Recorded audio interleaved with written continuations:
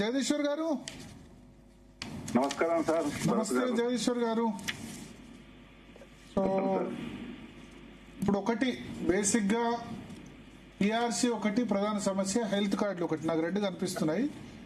తర్వాత CPS employees the CPS హామీ, ఈ మూడు కాకుండా ఇంకేమైనా ఉన్నాయా? అంటే మీ మెయిన్ కోర్ డిమాండ్స్ ఎట్లాగో 40-50 ఉంటాయి, but core demands non compromise అయ్యేటివి ఈ ఇప్పుడు మీరు చలో హైదరాబాద్ పెట్టేంతలోపు అన్ని ప్రమాదమైన డిమాండ్లే ఉన్నాయి. ఇప్పటికీ ఇంకా పెండింగ్ బకాయిలు ఇంకా రాలేదు. ఇంకా దాదాపు 8,000 కోట్లు ఉన్నాయి. ఇంకా 2,000 కోట్లు నెలకు ఇస్తే 4 నెలలు పడుతుంది. మా జాయింట్ సబ్ కౌన్సిల్ సమావేశం ఏర్పాటు చేసేది కానీ ఇంకా సంఘాలకు రికగ్నేషన్ లేదని చెప్తారు. ఎన్ని ఉన్నాయి సార్? మన కనీసం ప్రాపర్ ట్యాక్స్ సీఎం గారు చెప్తే కూడా సంఘ భవనంలో ప్రాపర్ ట్యాక్స్ అంటే ప్రాపర్ ట్యాక్స్ కూడా ఇంకా ఎగ్జామిషన్ ఇవ్వలేదు. గత ప్రభుత్వంలో ఉండే ఇప్పుడు ఇవ్వలేదు. 12.5 ప్రభుత్వమే చెప్పింది 8 నెలల కింద. ఇప్పుడు హెచ్వన్ నుంచి ఒక్కను కూడా తీసుకున్న సందర్భం లేదు. కొందరు సెక్రటరీ ఎంప్లాయీస్ కొందరికి ఎస్ఓగా ప్రమోషన్ ఇచ్చారు 7కి, తర్వాత కిందికి పంపించారు. కానీ మా ఇక్కడ హెచ్వన్ నుంచి ఇదివారు కూడా ఎస్ఓను తీసుకున్న పరిస్థితి లేదు. ఇక్కడ కనీసం దీనికి అవగాహనగా సీఎం గారు మాకు పెద్దన్న లెక్క గతంలో ఎప్పుడు లేనట్టు సీఎం గారే పిలిచి మమ్మల్ని కూర్చుని పెట్టి మీకు మా పక్క పని పెట్టి మీరు మాట్లాడండి, నేను వింటాను మీ సమస్యలు అని చెప్పి మరి ఆ చెప్పిన సందర్భంలో 6,000 కోట్లు అయితే ఇచ్చిండ్రు కూడా. కాకపోతే మిగతా ఇచ్చుకుంటూ ఆ రోజు టీఆర్ఎస్ కమిటీ June 2 తప్పనిసరి టీఆర్ఎస్ కమిటీ రిపోర్ట్ తెప్పించుకున్నాం. రిపోర్ట్ తెప్పి దాన్ని ఇంప్లిమెంట్ చేస్తామని సీఎం గారు చెప్పారు. మరి ఎన్ని చెప్పిన తర్వాత సీఎం గారు చెప్పిన తర్వాత డిప్యూటీ సీఎం గారు సాక్ష్యంలో ఉన్నారు కాబట్టి సిఎస్ గారు ఉన్నారు. మరి ఎవరు ఈ ప్రాబ్లము? హెల్త్ కార్డు మేమే పోస్ట్ చేసాం సార్. 29 ఇబ్బంది అవుతుంది.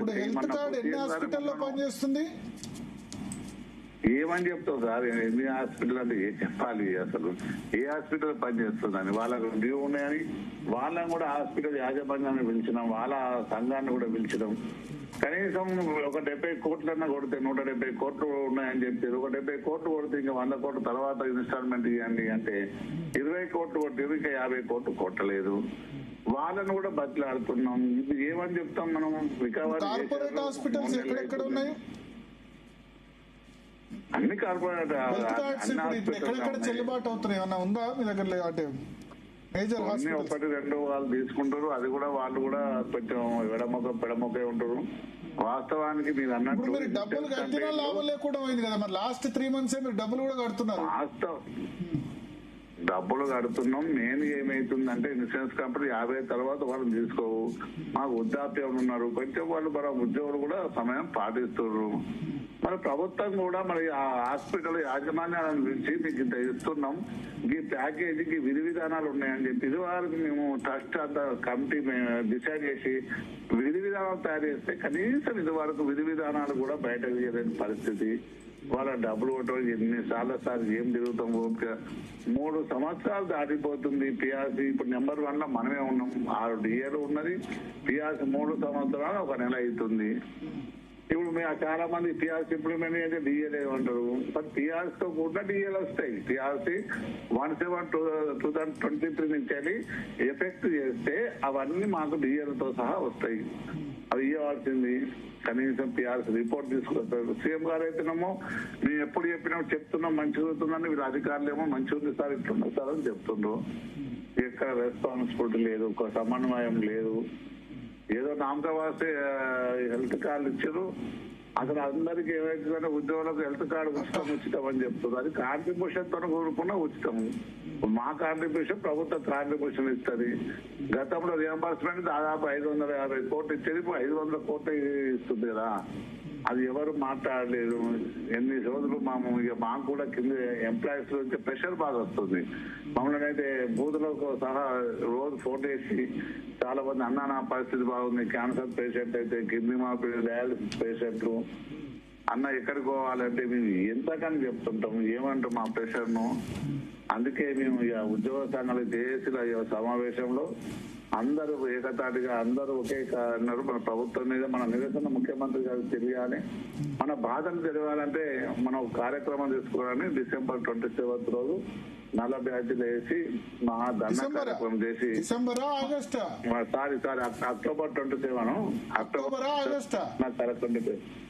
అదే సారీ ఆగస్టు మాకు ఈ టెన్షన్ తోనే ఆగస్ట్ మంత్ ఇది ఆగస్ట్ మంత్ ఈ నెలలే అని నేను విన్నా. August 27 sir. అంటే మాకు టెన్షన్ తోని ఇప్పుడు మీతో మాట్లాడన్నా కానీ ఈ ఉద్యోగుల ఫోన్లే వస్తుంది ఇవన్నీ ఏంటని. అలాగే September 10th రోజు నేను చెప్పాను ఇదివరకు ఉద్యోగ సంఘాల నాయకులు శాండ్విచ్ లాంటి వాళ్ళు ఇద్దరి మధ్యలో నలిగిపోతారు, ఇటు ప్రభుత్వం అటు. ఇప్పుడు ఇద్దరి వల్ల కాదు సార్, మేము అందరి వల్ల నలిగిపోతున్నాం ప్రజలు. ఇప్పుడు మీరు అంటారు ప్రీబీసీ వద్దు అంటే ప్రీబీసీ వద్దు అంటే ప్రజలు మమ్మల్ని కొట్టేటట్టున్నారు. మీరేమో ఇప్పుడు ప్రీబీసీ వద్దంటే ఆ ప్రభుత్వాలు తెలియదా?